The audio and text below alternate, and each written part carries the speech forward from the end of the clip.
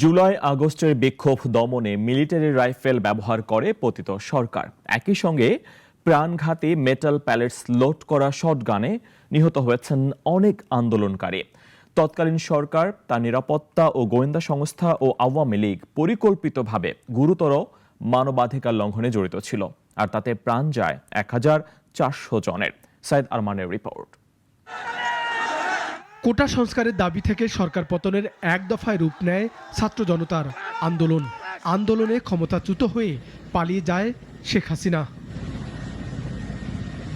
ক্ষমতাচ্যুত হওয়ার আগ পর্যন্ত আন্দোলনে প্রাণহানি দায় সরকার ও তার সমর্থক গোষ্ঠী নিতে চায়নি। ছাত্র জনতার আন্দোলন যখন তুঙ্গে, তখন বিগত সরকারের পক্ষে বলা হয় প্রাণহানির সঙ্গে সরকার দায়ী নয়, রাজনৈতিক কোনো গোষ্ঠী এসব করছে।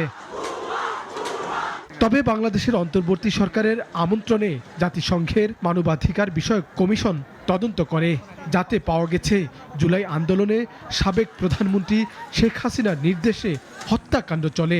আনুষ্ঠানিকভাবে প্রকাশিত প্রতিবেদনকে স্বাগত জানিয়েছে অন্তর্বর্তী সরকার। পরিষ্কারভাবে উল্লেখ করা আছে যে সাবেক প্রধানমন্ত্রী শেখ হাসিনা উনি স্বয়ং বলেছেন যে প্রোটেস্টার যারা আছে তাদেরকে হত্যা করতে হবে এবং তাদের যারা লিডিং লিডার আছে তাদেরকে পাকড়াও করে হত্যা করে তাদের মরদেহকে সরিয়ে ফেলতে হবে বা লুকিয়ে ফেলতে হবে। এটা রিপোর্টের সাক্ষীর ভিত্তিতে রিপোর্টে উল্লেখ করা হয়েছে। প্রতিবেদনে বলা হয় আন্দোলনে নিহত হয়েছে 1400 জন, যাতে নারী ও শিশু 100-র বেশি।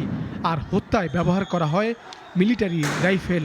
ব্যবহার করা শটগান নিরাপত্তা বাহিনীর সদস্যরা ব্যবহার করে।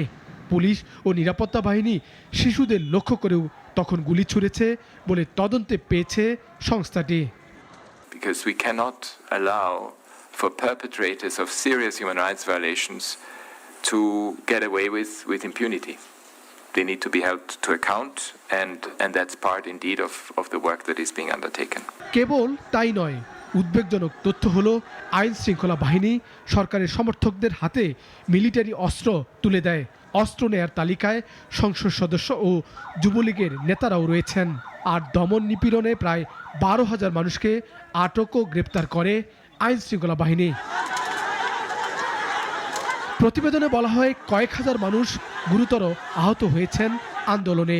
কেউ কেউ স্থায়ীভাবে আজীবনের জন্য কর্মক্ষমতা হারিয়েছেন। আর হত্যার পর লাশ লুকিয়ে রাখার তথ্য পাওয়া গেছে আন্তর্জাতিক সংস্থাটির তদন্তে। সাইদ আরমান, নাগরিক, ঢাকা।